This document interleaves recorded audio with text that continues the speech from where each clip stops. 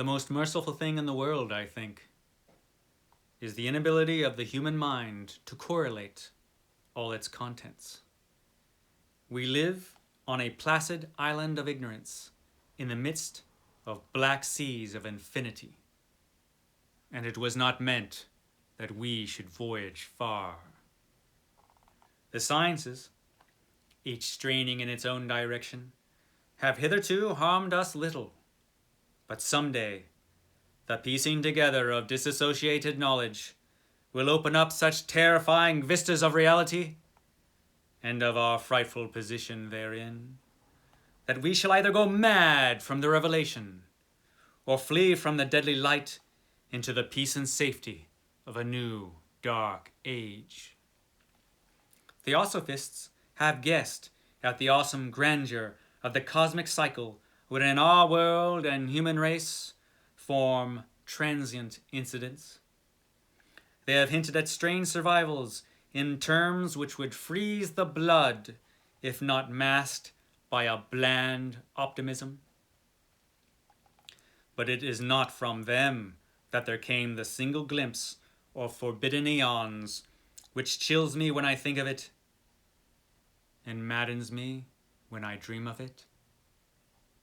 That glimpse, like all dread glimpses of truth, flashed out from an accidental piecing together of separated things. In this case, an old newspaper item and the notes of a dead professor. I hope that no one else will accomplish this piecing out. Certainly, if I live, I shall never knowingly supply a link in so hideous a chain. I think that the professor, too, intended to keep silent regarding the part he knew, and that he would have destroyed his notes had not sudden death seized him. The Call of Cthulhu by H.P. Lovecraft. Our Mythos Monday for today. Welcome, my friends, to stately Von Manor and another Mythos Monday when we talk about the Call of Cthulhu. Here it is, as it appeared in the old-timey Weird Tales magazine. Yes, the Call of Cthulhu, the first of the great Cthulhu mythos. Sure, there was a couple stories that could be shoved into the Cthulhu mythos that appeared before this, but this is the first big one, and boy, is it good. This one is a narrative within a narrative within another narrative. It's pretty complex.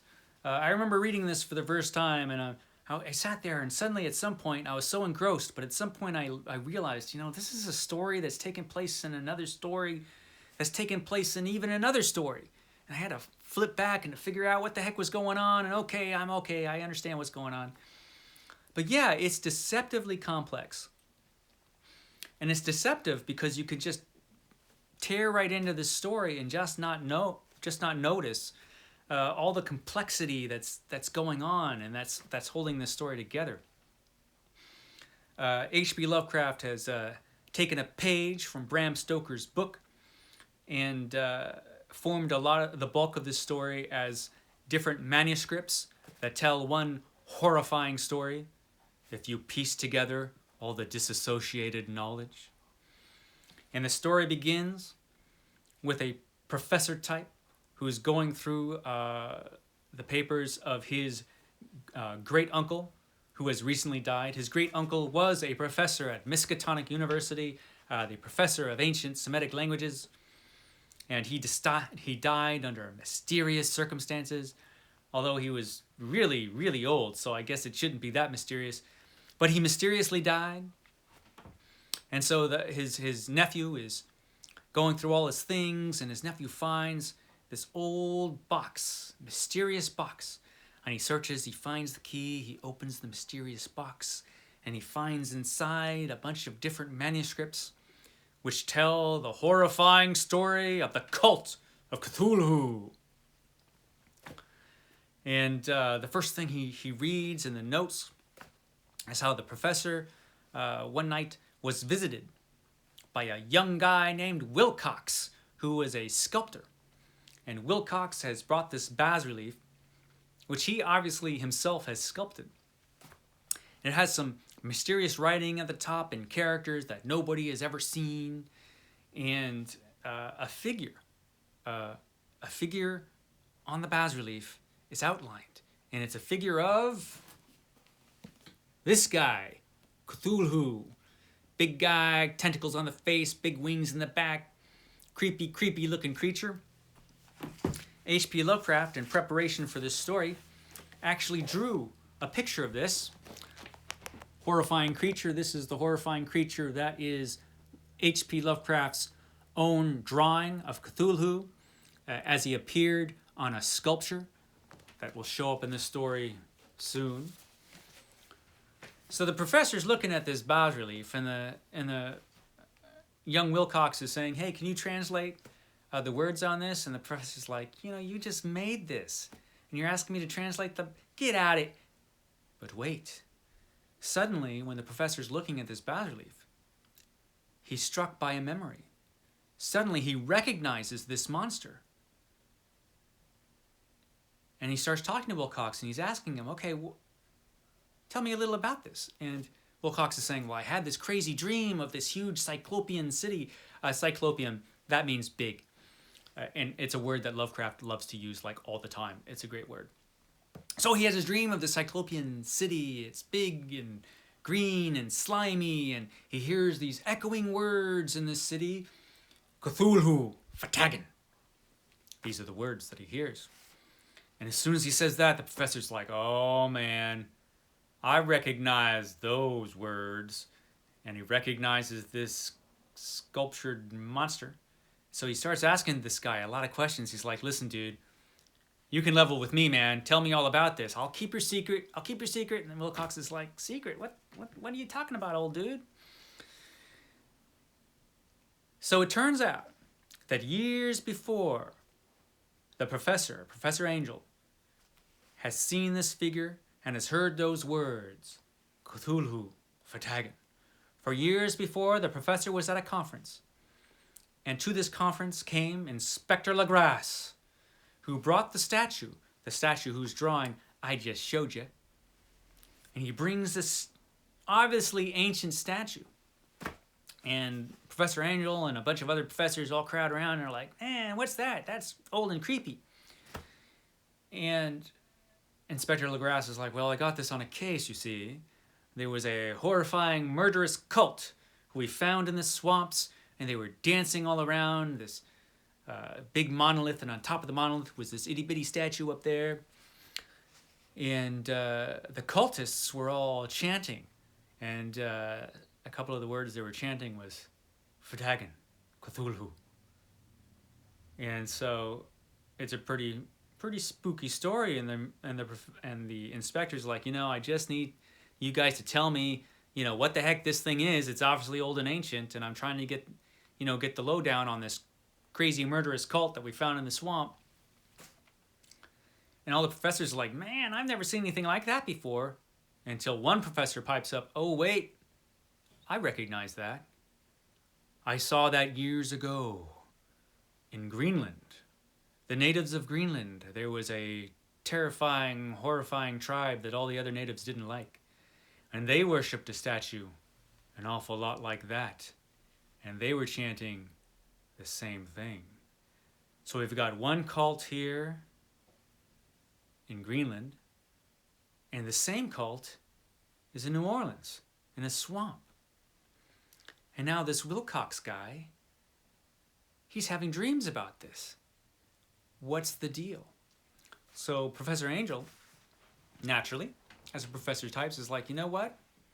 I have got to look into this, and I'm going to start my own investigation," which is what he does.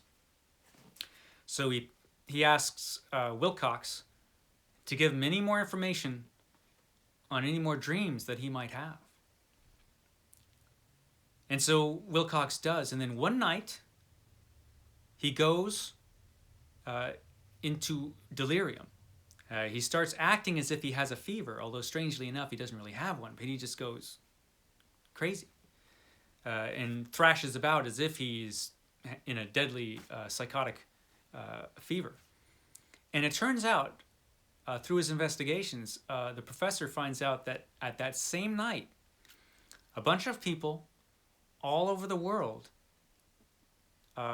started freaking out at exactly the same time. So he looks further into it. And I'm not going to give you much more than that, because I actually want you to read this story. I've given you just a bit. But as the story progresses, it becomes cumulatively more horrifying until, well, I won't spoil it for you. But as you can guess, it involves this big guy. Now, of course, the importance of this story is that it heralds the great old ones, the cosmic beings that populate H.P. Lovecraft's fiction. Basically, H.P. Lovecraft's major stories were all populated with strange aliens and monsters from other planets, which have come down throughout their different ages. Some have been here for thousands of years, some have been on the earth for millions of years. And Cthulhu, he's a big one. And this story, the way it's written, it has all the complexity of a novel. And it has all the richness of a novel. But it's a short story. It's a longish short story, but it's still a short story. And it's just sort of an incredible achievement. It is a fantastic achievement as a short story. And it set the stage for everything else that was to come. Of course, the character of Cthulhu himself has become sort of a pop icon, actually. You can get Cthulhu slippers, Cthulhu hats. He shows up in cartoons. Yeah, but the real thing, the real Cthulhu shows up in this story. And let me tell you, this guy is no joke. He's a scary creature. And it's just a great, great story. I recommend this story wholeheartedly. Not just for the way it's written, which is great, and the complexity of the story, but just for some of the themes of the story itself. This story is just what its major. The major thing that this story has done is it puts human beings in its place. You know, we are just transient creatures, incidental. We don't mean anything to the universe at large, and Cthulhu and the other great old ones, they don't really care about us too much. We, like I said, are incidental. And something about that really disturbed Lovecraft, because that's kind of how he felt, you know, as far as about how human beings, we are just transient creatures. We mean nothing to the universe. The universe doesn't care. We are alone in the universe. And the realization of that for his characters, that's where the horror comes from. I mean, aside from the scary monster is pretty scary as well, but the real horror comes from that. Leslie Klinger, who did the new annotated H.P. Lovecraft, said something along the lines of, H.P. Lovecraft stories are not about monsters. They're about human beings who are haunted by monsters. And that is such an insightful observation, because that is really true. As much as H.P. Lovecraft felt that human beings were unimportant, as far as his stories were concerned, they really are about people who were just haunted by these horrifying monsters and what these horrifying monsters represent, which is basically human beings' insignificance. And at the end of this story, he has probably one of the most terrifying sentences I've ever read. And the sentence goes, let's see if I could find it. Here it is. I have looked upon all that the universe has to hold of horror, and even the skies of spring and the flowers of summer must ever afterward be poison to me. I mean, that is just, that could be my favorite sentence in all of Lovecraft. And that comes at the end of this terrifying story, which is just a great achievement in horror. I urge you to read The Call of Cthulhu, the fantastic first major story of the Cthulhu mythos. And join me next Monday when we have another magnificent Mythos Monday. Now, tomorrow, what is tomorrow? Tuesday. Tuesday tomorrow. Got a tag for Tuesday. I also have a tag for Wednesday, so that's what I'll be doing for the next couple of days. Now, there's a possibility that these videos are going to come out a little late because I'm going up once again to the Rustic Fawn Lodge. And the internet is a little funny up there. You know, we just have a satellite dish, and that's how we get our internet up there at the lodge. So if I'm lucky, the videos will go out on time. If I'm unlucky, they won't. So if I disappear for a couple of days, tragic though that may be, have no fear, I will return. But yes, a tag for Tuesday and a tag for Wednesday. And then we're going to have some recent reads coming up soon after that. Thank you for joining me once again here at Stately Vaughan Manor. Thanks, guys.